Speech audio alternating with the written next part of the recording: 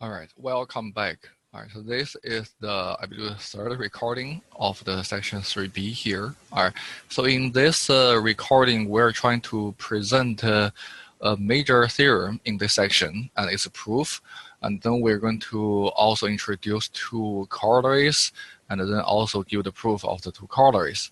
So this theorem characterizes the relationship between the dimension of the V, and if there's a linear map T from the V to W, then also what is the dimension of the V related to the two things we talked about is the range and is the null space of that T.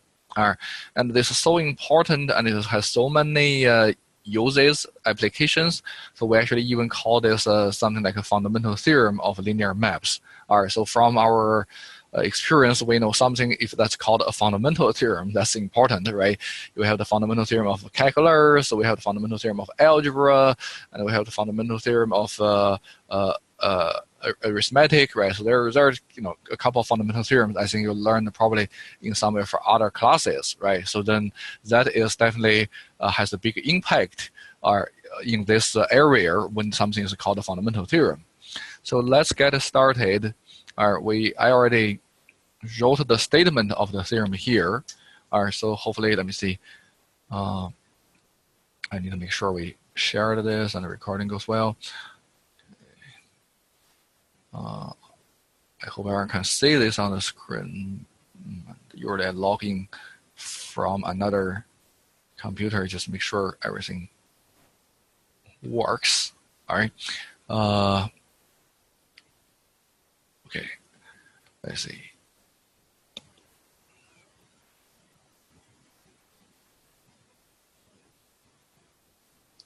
I think we're pretty good. All right, from here. I think on my second computer, I can see we have the screen shared. Okay, good. So let's read this. Fundamental theorem of linear maps. I think in the newer edition labeled this as 322.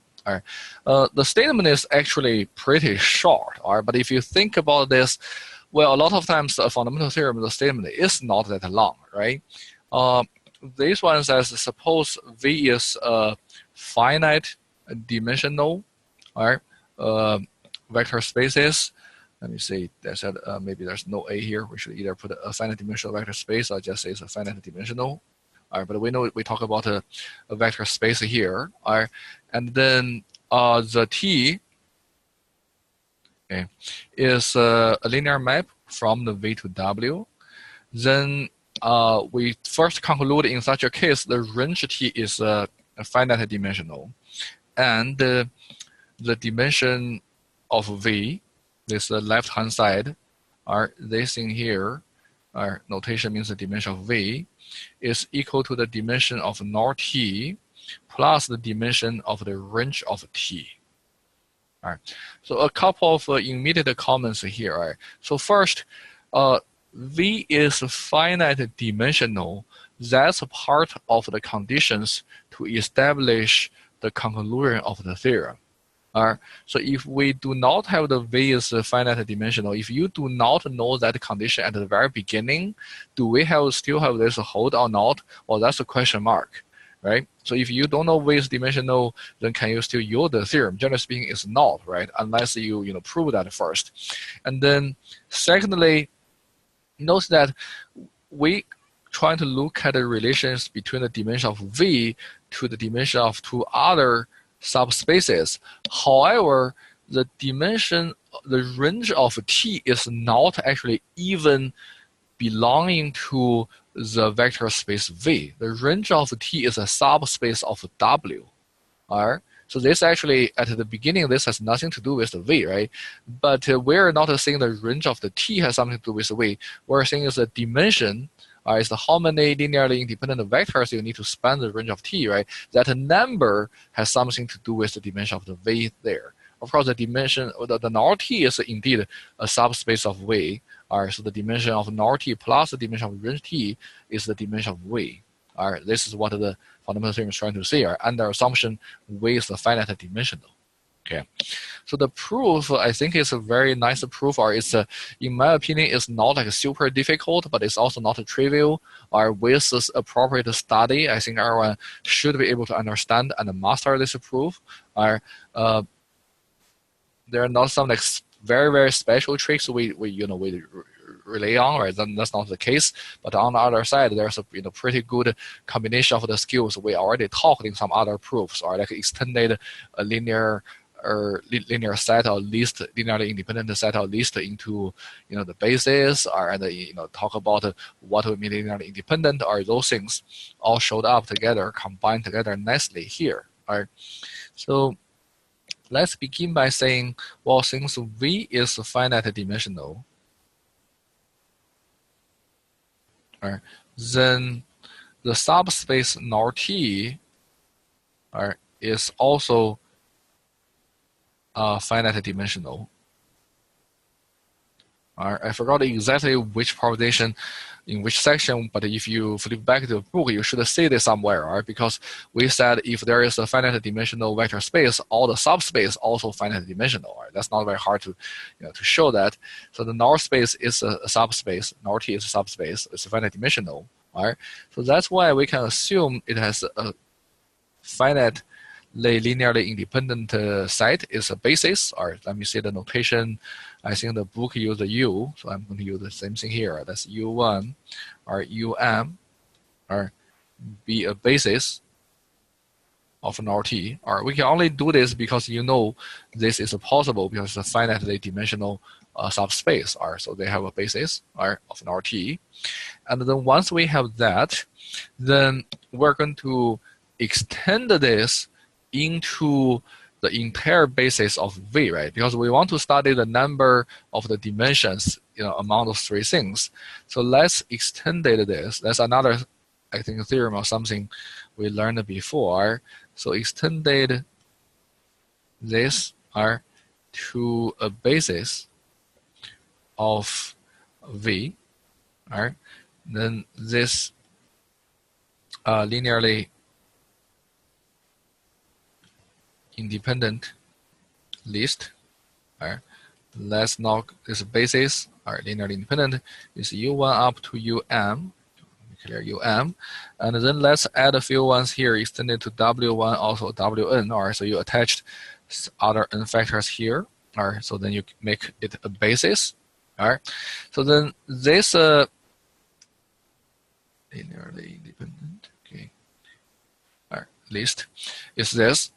And what we need to look at now is ask ourselves, how are we going to prove that equation, right?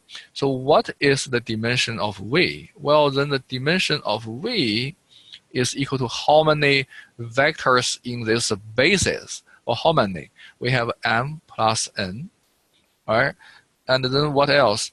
Well, the dimension of nor T is, because the U vectors is the basis of nor T, so the dimension of nor T is m. So in order to prove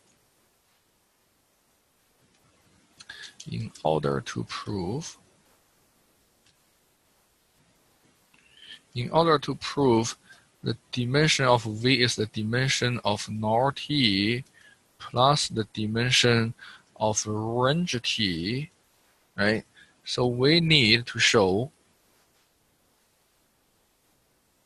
what, right? Well, the dimension of V here is m plus n. The dimension of nor T is m. So then what we need to show is the dimension of range of T is equal to n. Right? So that's what we need to show, right? If we can show the dimension of range T is n, well, then the right hand side is m, then plus n, well, the left hand side is also m plus n, right? So we're done, right? So that's what needs to be done here. All right, so that's pretty nice, right? So you don't, there are many things you have to do, but right now, once you assumed there is a basis for the null T, and they expanded that by the previous theorem, you can expand that no matter how many vectors you add there. Say, let's say if you add 5, then the only thing you need to show here is, well, the dimension of the range T is also equal to 5, right? So that's the only thing left to do. And, well, but the range T is not even belonging to the V, is in the W, right? Those W vectors we put there, do not let the name to fool you, right? Those W vectors is still belonging to the V there, right? Because we extended this from the U, attach some W, and that extension is completely done in the V space, right? So right now, right, we do not even consider anything in the W yet, right? So it's completely U and W are also in the V space.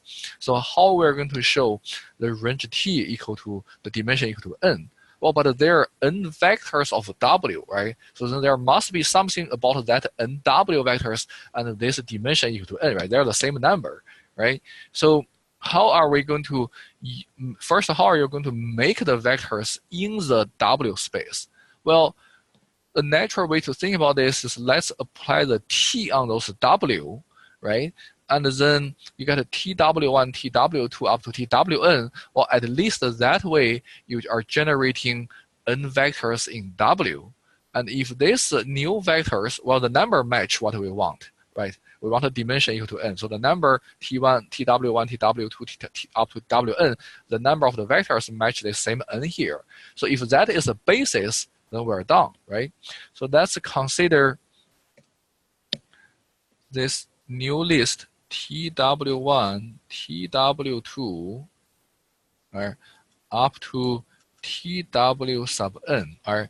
So if we can show, right, this TW1 up to TWN, this is a basis of the range T, or at least they are talking the vectors belonging to the same vector space now. Right? The W and the range T has nothing to do with each other, but the TW1 is in W vector space, TW2 and TWN all in the same space, right? So this could be a, possibly could be a basis of the range of T, right? Then, yeah, we finished the proof. If we could show, then we finish the proof, right? And so how do you show something as a basis? Well, then there are two things, right? In other words, right, we still need to show to be something to be a basis, we need to show two things, right? One is this span the entire range T, right? What is the range T, right? Range T is T of V, right, for any V. So for any V in the vector space V, T of V can be represented by TW1 up to TWN. That's one thing to do. Secondly, we need to show, so in other words, you want to show this spanning list, and then this spanning list is linearly independent. So there are two things to check. If you can do both, then good. You find a basis. That basis is the basis of range T, has N vectors, and you already know the basis of the nor T. There are M vectors, M plus N, right? And then on the other side, by the extension, you also know the dimension of V is M plus N. So then we're done. All right. So let's consider this. All right. So we'll prove each. All right. So for any V in V, all right, since U1 up to UM, W1 up to WN is a basis of V, then this vector V can be written as something like A1, U1, or A2, U2, up to A sub M, U sub M, and B1, W1, B2, W2, up to B N. Probably better here is N here, and then WN, right? So therefore, all right, apply the T to this equation. So I have T of V is T of all these things here. All right, but remember the T is linear. That's something we have not used yet. All right, and also remember this U belonging to the null space of T. So all right, so because T is linear, the linear says, okay, because T is linear, so then you have A1 TU1, A2 TU2, or A sub M TU sub M, or B1 TW1, right, and then Bn TWn. So this is by T is linear, and then, well, T, those Uj belonging to the null T, this is the basis of null T, implies T of Uj is always equal to 0 for any j from 1 to m. So you have A1 0, A2 0, A sub m 0, and B1 TW1, right? And then Bn TWn. And of course, the bunch of 0 in the first line there are all equal to 0. So we just left with this coefficients of B and the T of W1 up to Wn, right? So that's what we want, right? So then we proved every T of V can be represented as a linear combination of those TW1 up to TWn. So then this TW vectors is a spanning list, all right? So then this tells us the TW1 up to TWn spans the range of T. That's the first thing. All right. So I think this one is not that hard to understand that, because all those U vectors or the combinations, they all together go to only one thing. All those U only go to 0, right? So they make no contributions to other non-zero things there. So then if you have some other W vectors here in the V space, and those W vectors actually going to give you the other ones, right? Because any non-zero vector here in the vector space W cannot come from any of those U vectors, because all those U vectors together only can, no matter how you combine them, can only give you 0 there. So they have no contribution to other non-zero vectors in the W. Are so that's why this TW1 up to TWn are, so those W vectors going to, after you apply the T, going to give you something else. All right, so that's the way I look at that.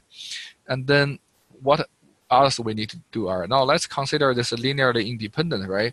So we have to consider something like maybe C1 times the TW1, C2 times the TW2, all right, and then C sub n TWn. You let this equal to 0. Right? How do we show something is linearly independent?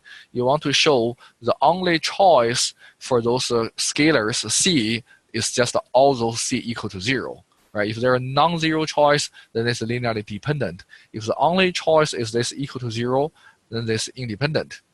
Well, but this is equivalent to T of C1W1, C2W2, CNWN is equal to 0. All right? So this is because the T is linear. So you can combine them, right? And then maybe, let me just write it one direction here. That's all we need, right? And then this tells us C1W1, C2W2, up to CNWN. This belonging to the null T by the definition. By definition of null T, this belongs to the null T. And but we already have a basis in null T. Don't forget that. All right. So there's a basis, which are those U vectors.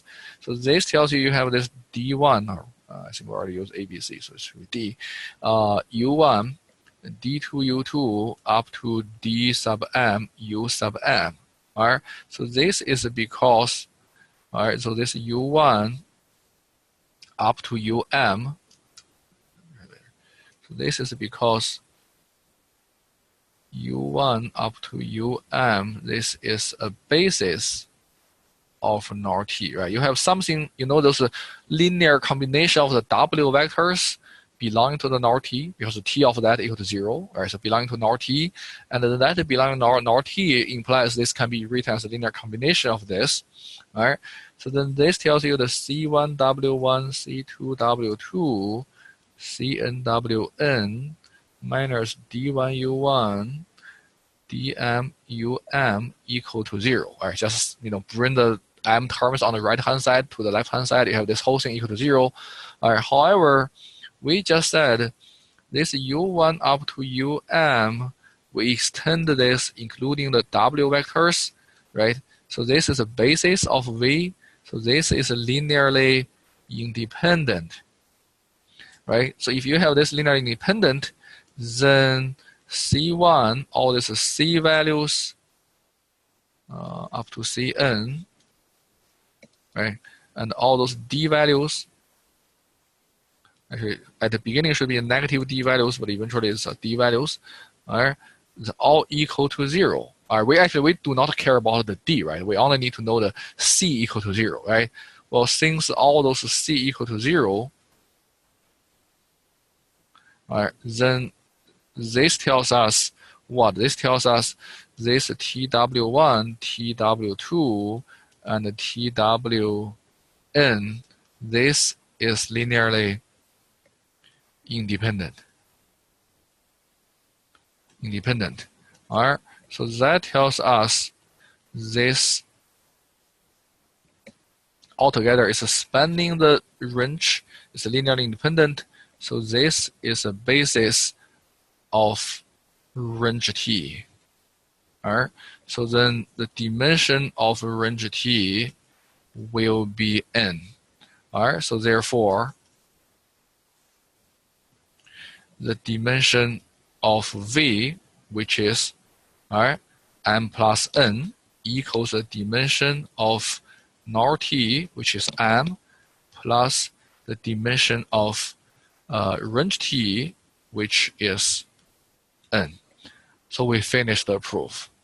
All right, I think this is very nice proof. I use a couple of things we learned before, and it's not easy, but on the other side, it's not super hard. All right, so with appropriate practice and study, hopefully everyone master the proof here.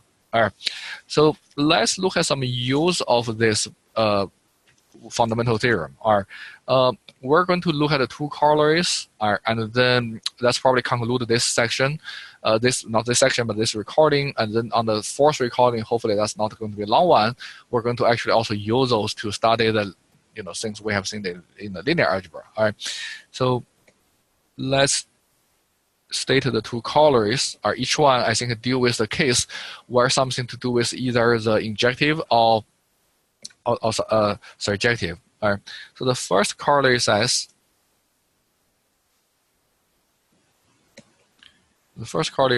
all right, so if V and W are finite dimensional. Remember, in the original fundamental theorem, we say the V must be finite dimensional, and we do not know actually the W is finite dimensional or not, right? So we know the range of W is finite dimensional. That's we proved along the way, but for the whole W, that's unspoken in the theorem. But here we add another hypothesis saying the W is also finite dimensional, right? And then these are finite dimensional vector spaces such that the dimension of V is strictly greater than the dimension of W. All right. So I encourage everyone to think about a case like if you have a linear map from something like R5 to R3, that will be this case, or R10 to R9, or that's going to be this case. So you need more vectors to span the V, or than the vectors to span the W. All right, that's the case. Then the conclusion is, in such a case, actually no linear map from V to W is injective. All right, so we're going to prove this. The proof is not that hard using the fundamental theorem, because the fundamental theorem can be applied in this case. All right, the dimension of V is finite dimensional. But I guess the way I remember, help me remember this corollary is, well, if you think of something linear from like R5 to R2, right? So then there are like you need 5 vectors to span the first one. You need 2 to span the second one. Then there's no way when you make this mapping, there's no way you think, well, this 5 will go to the 5 linearly independent ones in the second set, right? So some of them are going to overlap. All right, so that's kind of the probably not the best way to say this, but it's kind of the idea help me to remember the theorem is, well, if you go to something bigger to something smaller, you have to have a case where multiple ones go to the same one there. All right, so that's kind of how you remember this thing. But the proof is this, all right, we can apply the fundamental theorem. So we know, all right, by the fundamental theorem of linear maps, all right, we can apply the case. So the dimension of the V is the dimension of the null T, all right, plus, remember null T can be any linear map from V to W, all right, plus the dimension of the range of T. Well, since the injective, we proved in the previous recording, the injective means the null space only containing 0, right? So that means the dimension actually is equal to 0, right? So we have to use this to kind of see what the dimension of the null T can we say about the dimension of the null T there. So then this tells us the dimension of the null T is the dimension of the V minus the dimension of the range T, all right? But we know the dimension of the range T, well, the range T is a subspace of W, right? So the dimension will be either equal to the dimension of W or will be less than the dimension of the W, all right? But it cannot go over that. So then if we make an estimate here, we're going to say, well, then this means this is greater than the dimension, definitely greater than the dimension of V. Actually here we can still say probably is greater than or equal to the dimension of V minus the dimension of W, because you make that number after subtraction either the same and change, so that's going to be equal sign, or possibly that number after the subtraction going to be bigger, right? The dimension of W bigger than dimension of the range T, and these are the positive numbers. So then if you subtract something bigger, you make it actually the quantity even smaller. So it's greater than or equal to that. All right. So this is just by the nature between the relations between the range T and the W there.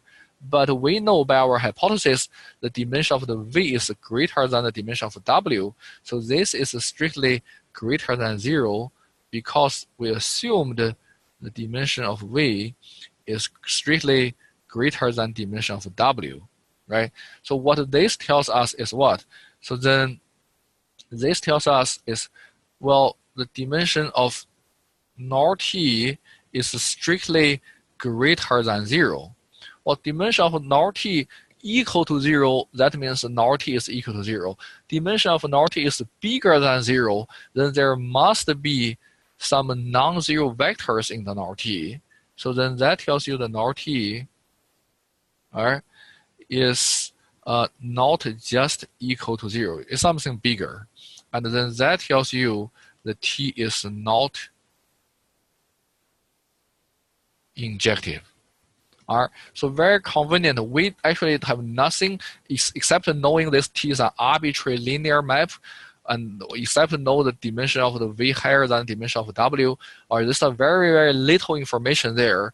All right, so we don't know exactly, when we talk about those examples earlier, we know the structure of your vector spaces. We know the definition of your linear map. Nothing here, right? So very general discussion using the fundamental theorem of linear maps.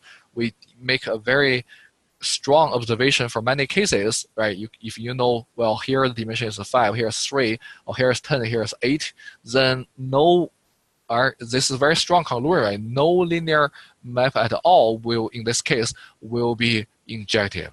All right? So this is a very strong statement making very minimum level of effort here. But after we establish the fundamental theorem. All right? So then the next corollary is something is not no surjective or between the two vector spaces. So this is saying if V and W finite dimensional vector spaces are such that dimension of V, this time we kind of flip over the direction of the inequality, are saying the dimension of V is smaller. Think about something from maybe from like R2 to R5, right? That's going to be the case. All right. Then no linear map from V to W is surjective. All right. So the way I remember this is, if you think of something like there R2 to R5, right? If there are only two linearly independent vectors in R2, right? So if you map this into R5, you are not be able to like take the 2 to 5, right? Unless you have one go to multiple, but that's not allowed, right, by the linear map. So then that means you have something left over there, or just keep it only there. They do not find any counterpart in R2, right? So you have two here. You can go to two of them, but there are three other things, nothing to do with them. So that's the way, kind of, a naive way, probably simple way to remember this theorem, saying, well, then you cannot actually generate everything there, right? So that's not surjective. All right, so that's how I remember this. So the proof, again, depends on the fundamental theorem. All right, so we know dimension of the V is the dimension of the null T plus the dimension of the range T. And then, well, since this is the surjective, so then this must something to do with the range, right? If the range equal to the whole W, then that is surjective, otherwise it's not. So then let's move this around. Let's put the range by itself, the dimension of the range by itself. So this equal to the dimension of the V minus the dimension of the null T there, right? Well, of course, the dimension of the null T, the smallest one is 0. When T is injective, this could be 0, right? So the largest possible quantity for the dimension of range T is the same as the dimension of V, right? Of course, if the second quantity here, if the dimension of null T is 1 or bigger, actually it's going to be smaller. But we know, so this one is less than or equal to the dimension of V, right? Depends on whether the second quantity is 0 or not. If 0 is equal, if that's bigger than 0, actually strictly less than that, either case. But by the hypothesis, the dimension of V is strictly less than the dimension of W. That's the part of the condition given in the statement of the theorem here. So then what we know? Well, since the dimension of range T is strictly less than the dimension of W, then that tells us the range T is a proper subspace of W. All right, so the range T can not equal to W. All right, then this tells us the T is, by the definition, is not surjective, right? The T is surjective by definition means the range T is the entire space W. That's not the case, based on our condition here. All right, so this very interesting conclusion. All right, again, this very strong conclusion that basically tells you if you have T from Rm to Rn, right? So as long as the m is less than n, there's no way you can construct a linear map take all this Rm to every vector in Rn. That's impossible. Some Rn will have no pre-image there. All right. So then this finished the proofs of the main theorem and the two corollaries, and we have to make probably the last recording for this part 4 there, to kind of make the connection with the linear algebra with the matrices. All right. So that's the next recording. All right. See you there. Thank you.